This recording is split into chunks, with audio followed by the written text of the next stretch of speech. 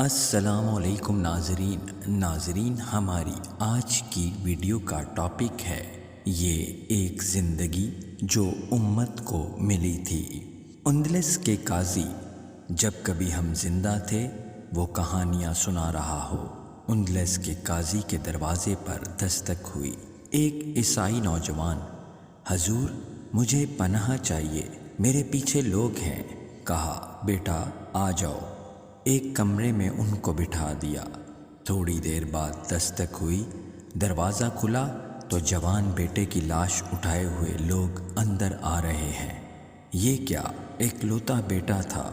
کہا جی آپ کے بیٹے کو قتل کر دیا گیا؟ کہا جی آپ کے بیٹے کو قتل کر دیا گیا ہے۔ کس نے کیا؟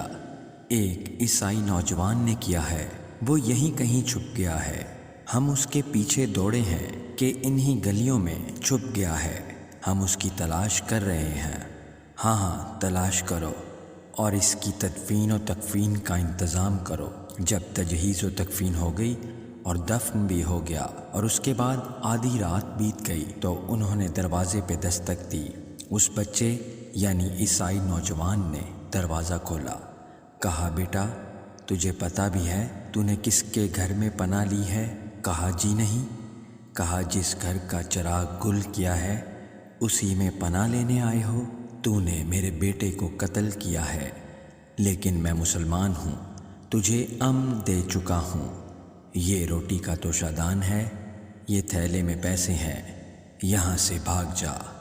باہر کہیں پکڑا گیا تو میں ذمہ دار نہیں، میری طرف سے تجھے امن ہے۔